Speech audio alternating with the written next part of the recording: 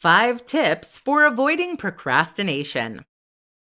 Procrastination is the bane of working from home. If you're someone who works at home regularly, then you absolutely need to learn to avoid the temptation to spend the first hour and a half doing nothing at all. Otherwise, you're suddenly working 5-hour days instead of 8-hour days, and that's something your employers and clients are going to notice. In this presentation, we're going to look at 5 tips for crushing procrastination. Accountability. The problem is that there is no accountability for procrastination. This is why it is worse for those that work from home versus those that work in an office. In an office, people are looking over your shoulder, but here you can do whatever you like. One solution is to create stakes for yourself. An easy way to do that? Email your client and tell them that you're going to finish X amount of work and send it to them daily. Suddenly, the option to sit on your thumbs for the first few days on a project is gone. Work in a coffee shop. This won't always be possible depending on your circumstances, but when it is, working in a coffee shop or library is a great way to add some social pressure to your day. You can't sit playing Sonic the Hedgehog now because people will think you're odd. Speaking of which, coffee works great too. Set rewards. Try setting yourself small rewards for accomplishing set amounts of work each day. For example, if you finish the first 2,000 words of an essay you're writing, only then can you give yourself a cup of coffee. Make the project fun. Often, we put things off simply because we don't want to do them. This is why procrastination tends to rear its ugly head more when we're doing particularly dull and dry tasks. The solution is to find a way to make that task more interesting. For example, you might find a way to gamify it, or you may just find a way to add more creativity to the project. Rest properly. Finally, make sure you have some proper downtime and fun during your time off. Often we procrastinate because there are other things we want to do. If you never have time to play video games, read books, or browse Facebook, then that will start creeping into your work. So actually enjoy your time off, and you should find this changes. How to create a highly productive work environment in your home office. If you're working from home, you need to think carefully about the environment you're going to be working in. You're now not only responsible for the work you do, but also for your surroundings. This is important, seeing as the space you work in can drastically impact on your ability to stay focused. Now you have the opportunity to create a space that is perfectly conducive to your work style and that will help you to feel inspired, motivated, and comfortable. But too many people will find that the exact opposite thing happens instead. They end up working in squalor and feeling demotivated, cluttered, and distracted as a result. Listen up, and we're going to go over how to get this right and create a home office that you can't wait to sit down to work in. Eudaimonia Machine. The Eudaimonia Machine is a hypothetical architectural project described in Cal Newport's book, Deep Work. Here, Newport explains what the perfect space would be like in order to encourage focus and productivity. One of the key features of this space was a gallery of sorts including inspiring works and figures. Let's say that you're a writer then. This space might include a typewriter owned by a famous writer, a lot of impressive-looking books, or a quote from Shakespeare on a plaque. The idea of this is to help put you in the right headspace, to help you feel inspired and excited to get to work. Comfort. Another important thing for a home office is comfort. When you are uncomfortable, whether that's because the seat is awkward or the desk is the wrong height, this steals attention away from whatever you're doing. Invest in a comfortable chair, an ergonomic keyboard, and anything else that will improve your comfort. Physiology. Physiological factors play a big part in our mental state. Things like the level of lighting, the amount of background noise, or even the temperature can all impact on mood and well-being. Make sure you have precise control over these things. Even smells can affect the release of neurotransmitters that impact on mood. Tools. Of course, the right tools will play a big role in helping you to be more productive, as will creating a work zone that will make everything you need easily accessible from your one spot. How to create a strict routine when working from home. There are many things that you may find you struggle to come to terms with when you start working from home. This is a big shift in the way that you work and approach work, and the result is that many people struggle to adapt. One big example is that the onus is now very much on you to decide how you wish to work. That means that you need to think about how you want your workflow to work, what hours you're going to work, and which tasks you're going to prioritize. In this presentation, we're going to look at how to create a routine that will help you maximize your productivity and get more done. Be strict about downtime. The first tip that many people don't recognize is that it is just as important to be strict about downtime as it is to be strict about your actual work. That's critical because it is during your downtime that you're going to recharge for the day ahead. If you allow your work to creep into the rest of your day, then you're going to find that you end up failing to recharge your batteries properly. Thus, when you do start working, you will find that you have less energy and your mind is other places. Enjoy flexibility. With that said, it is entirely up to you how and when you work, depending on the nature of your work. In other words, if you're someone who works best in the mornings, then there's no longer anything stopping you from working from 6 a.m. to 2 p.m. Alternatively, you can work an extra 1.5 hours every day and then take Fridays off. See what works best for you. Create accountability. Something else to consider is whether you have the ability to force yourself to be productive or whether you need an external form of accountability to make sure that you stay on course. Rather than create false stakes, setting punishments for yourself, etc., you can achieve this simply by changing the way you work with your boss or clients. For example, tell them that you will send in your work every single day. Suddenly, you have no option to procrastinate or to work slowly because they expect to see something at the end of every single working day. This can add a lot of discipline to your work process. How to deal with loneliness and social isolation when you work from home. If you have made the decision to work from home, then there is a good chance that you're someone who considers themselves to be an introvert. As such, you are probably more than happy to shut yourself away and to work on things you find rewarding. But even for an introvert, this can sometimes become a little lonely and isolating. And meanwhile, if you're an extrovert who has been forced to work from home through no choice of their own, it can be excruciating. In this presentation, we'll look how to deal with the loneliness and social isolation that comes with working from home.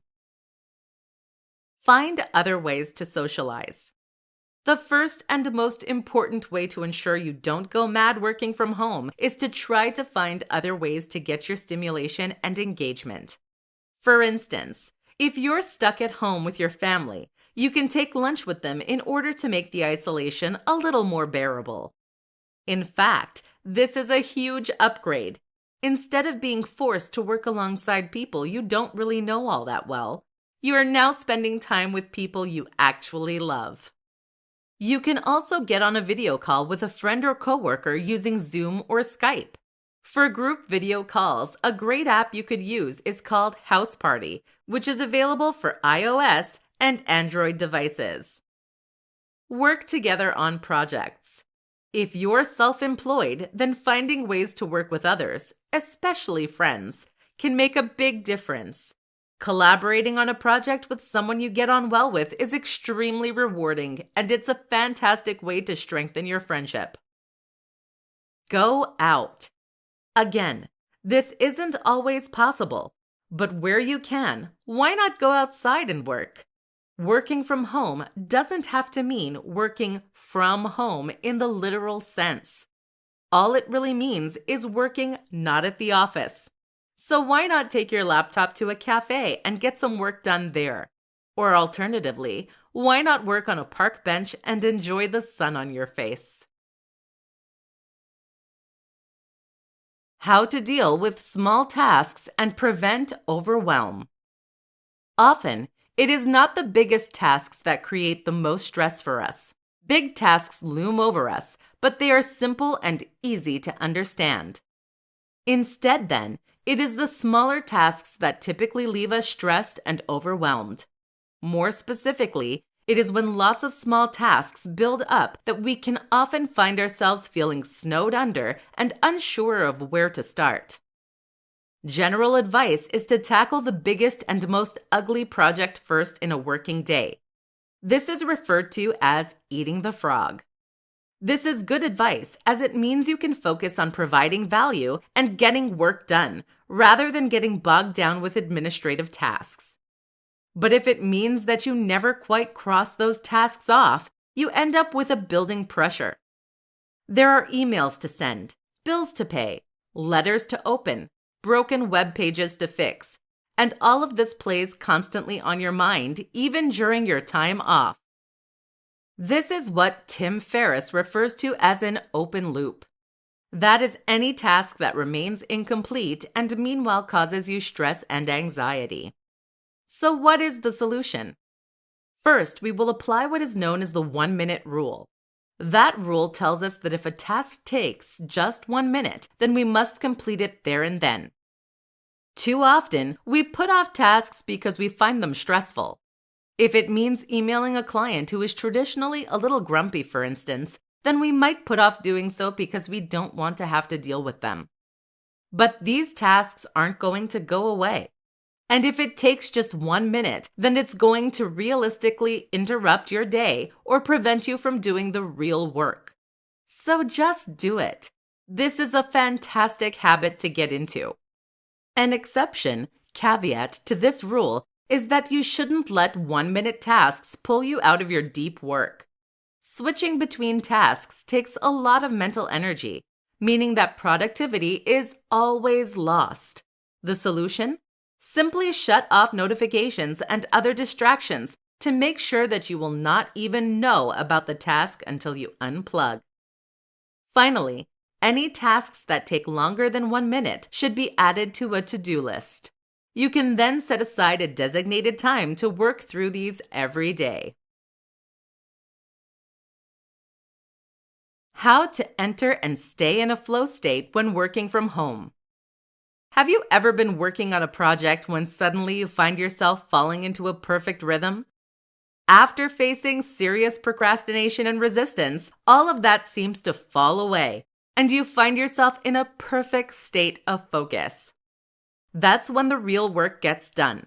Without distractions, you are able to stay on task and plow through what you need to get done. But there's more to it than that too.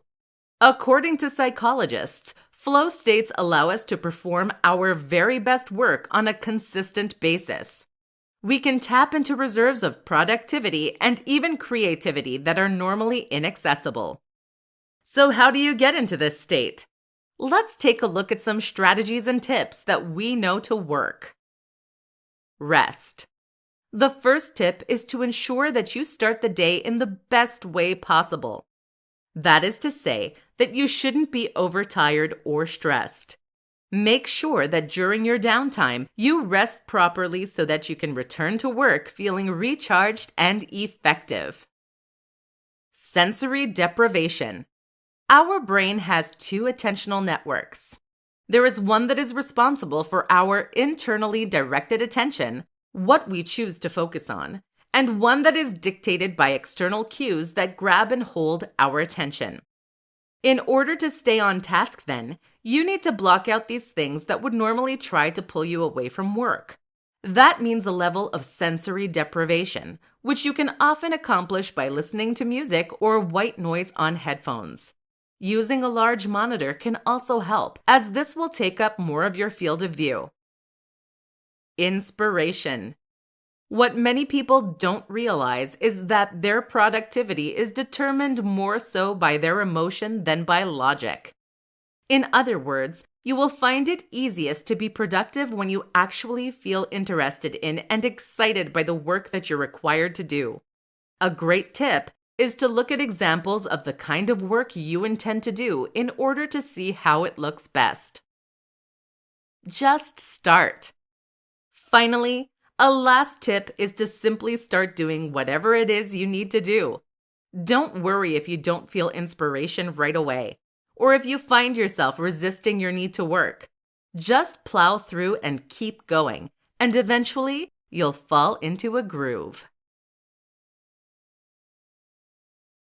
The perfect morning routine for a productive working day.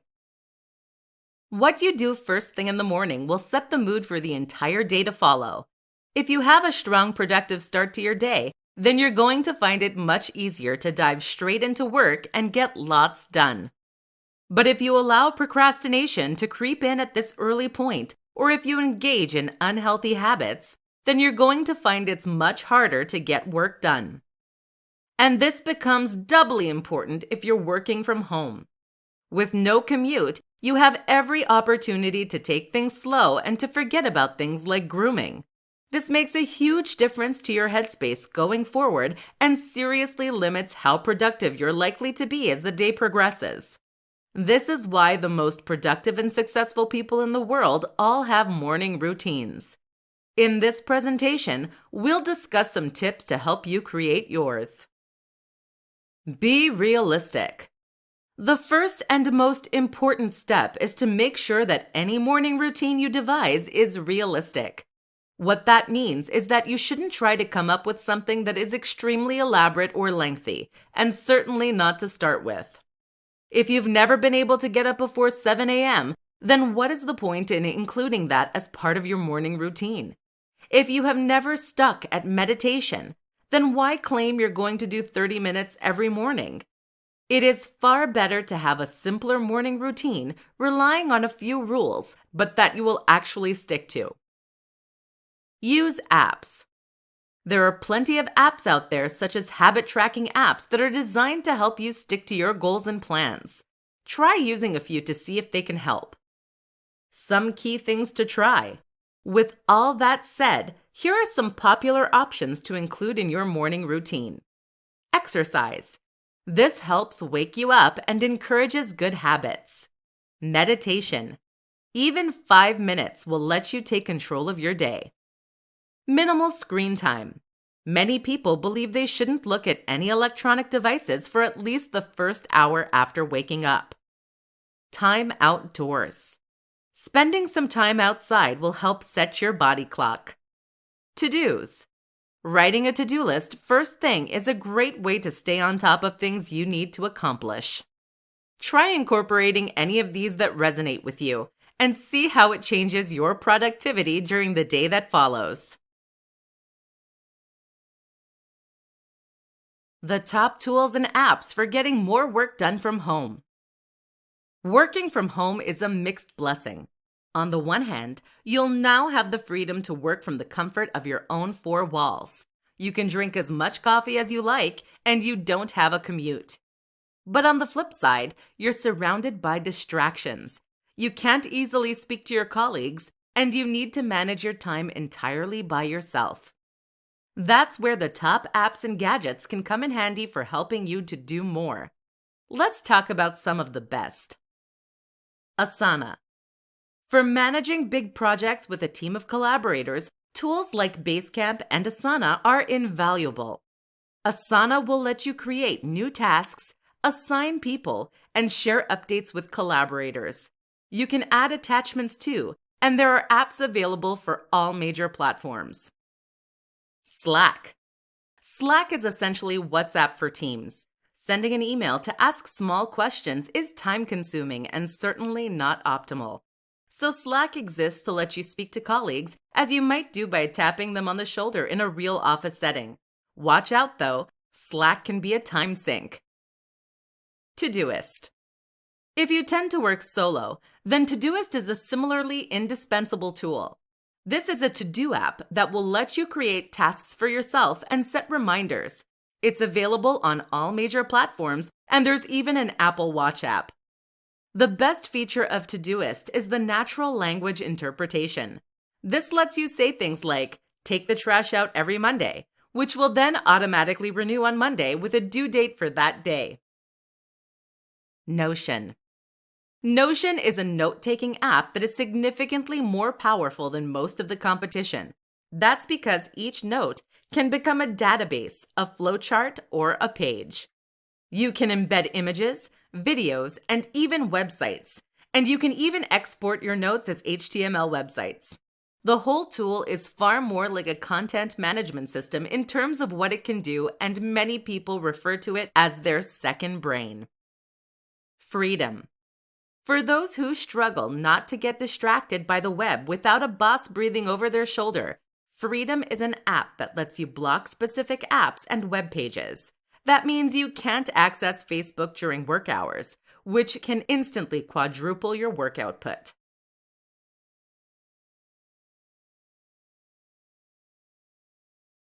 These 5 hacks will make working from home much more enjoyable. Working from home can be a mixed blessing. For some, this is an ideal way to spend more time in their own environment, to get away from irritating colleagues, and to get rid of the commute. For others, this can feel a little like being under house arrest. Here are some tips that will help to ensure you fall into that former camp. Adopt flexi time. Depending on your precise work arrangements, working from home probably means you now have the luxury of deciding how and when you wish to work. That means you can get up early and finish at 2 p.m., or you can have the morning off and work into the evening. Mess around with what works best for you. Listen to music. Music can make a huge difference to how long and dull a day feels, and it can also help to keep you focused by blocking out distracting sounds. Invest in some good noise-canceling headphones. Watch movies and TV. This might sound counterproductive, but in fact, you can actually watch movies and TV while working at the same time. This is a strategy that Tim Ferriss has been known to use, and that is useful for distracting that more creative part of your brain that doesn't enjoy dull work. The key is to watch something you already know very well and to take the sound off. This makes it a background distraction that you can gaze at occasionally while touch typing. It's just enough stimulation to prevent you from getting pulled away from your work. Surround yourself with inspiration. Inspiration is one of the key and most important tools for getting more work done. If you can bring yourself to feel inspired by the work you're doing, then it won't be a struggle to get yourself to start it and see it through. What can help in this regard, then, is to surround yourself with things you personally find inspiring. That might mean examples of great works in your field, or just images of the people who inspire you. Spend time with others. With your office time gone, you might find yourself going a bit mad from the social isolation. A good solution is to spend lunchtimes with others or to meet after you finish work. You've traded time with irritating colleagues for time with the people you love. It's an upgrade. Why you should tackle the biggest challenge first. You sit down at your computer, boot it up, and take a look at your to-do list. What do you find? Several big projects and a slew of smaller tasks that need doing. That's before you've even opened your emails. So what do you do? Which projects to get started first? The answer? Whichever task is the biggest and most unappealing. This is what is referred to as eating the frog, which in turn comes from a Mark Twain quote. If it's your job to eat a frog, it's best to do it first thing in the morning. And if it's your job to eat 2 frogs, it's best to eat the biggest one first. Another way to look at this is like so. It's better to have a big project behind you than in front of you. The issue with trying to tackle smaller projects and tasks first is that they have a tendency of building up and running over.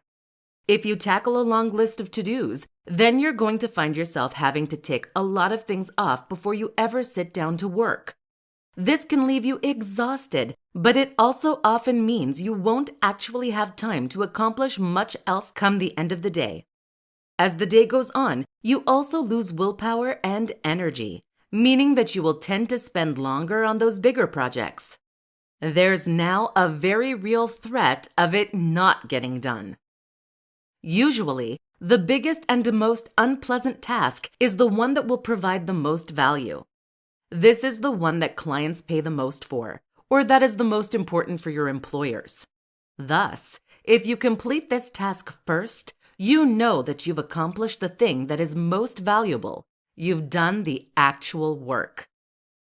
This is also a great tool for building and developing the kind of willpower you need to stay productive and self-motivated. There is an exception to this rule, though, of course. That is when you have something that is urgent to do. If a task has a shorter deadline and is something you can't push back, then you should complete this first to avoid getting in trouble. Then the next task will be the biggest and most challenging. Everything else goes on your to-do list. दोस्तों, ये video अगर आपको पसंद आए तो like और share जरूर कीजिए। धन्यवाद दोस्तों।